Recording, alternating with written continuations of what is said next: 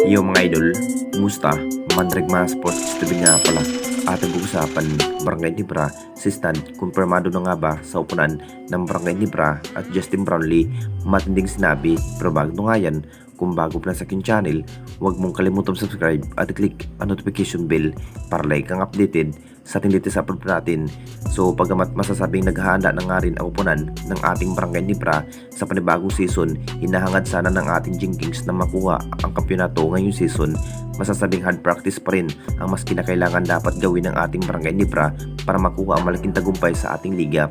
Ang plano pa rin, kukuha na nga ba ng bagong big man para may makakatamdim. Ito si Japet Aguilar, naging impact na nga rin dahil balak pa rin ng ating Jinx kukuha na nga ba ang nasabing big man na si Sistan mga idol. Ang dating ex-Ginebra player, isa pa rin ang Jinx sa nanghihinayang kung bakit na-trade ito si Sistan. Maganda pa naman ang kanyang nagiging performance sa upunan ng ating Barangay Nibra, pero nakapag-desisyon pa rin ang Ginebra management dito mga idol na maiibalik ito si Sistan. Naging factor na nga ba kapag matutuloy ito si Sistan mga idol sa kupunan ng ating Barangay Nibra dahil makapagtala pa rin ng maraming maiitala ang nasabing big man. Manumbalik na naman ang solidong line-up ng ating Barangay Nibra dito mga idol dahil may Sistan, magiging pangalawang big man bukod pa kay Japet Aguilar. Nakita naman nating lahat kung ano ang kayang dapat gawin sa bidid area ang nasabing big man mga idol. Hindi pa rin nagbago ang kanyang lakas at pwersa pa rin sa ilalim. Ito si Sistan, siya pa rin ang dahilan kung bakit nabibigyan ng magandang panalunan ang Barangay Nibra dahil may big man na si Sistan. Kung tutuusin mga idol, jackpot pa rin ang Barangay Nibra kapag matutuloy ang nasabing big man na si Sistan. Lakas pa rin sa bidid area ang nasabing big man. At dito na naman tayo sa isa pa nating balita. Justin Brownlee, matinding inamin.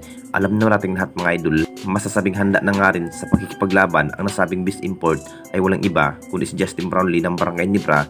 Si Justin Brownlee pa rin ang mulit sa sabak ng ating national team na Gilas Pilipinas na parang ganado maglaro ang ating beast import na si Justin Brownlee sa ating national team.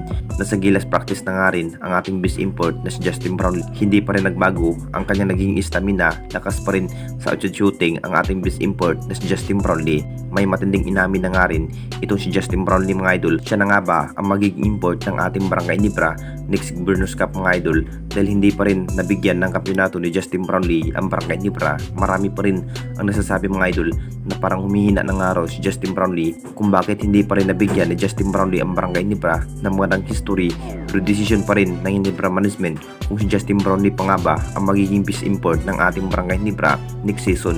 Kung sakaling hindi pa rin si Justin Brownlee ang magiging import, big impact na nga rin. Bagong sistema na naman ang panimula ni Coach Tim sa upunan ng ating Barangay Nibra kung papalitan ng bagong import ito si Justin Brownlee. Anong masasabi ninyo mga idol tungkol sa ating video?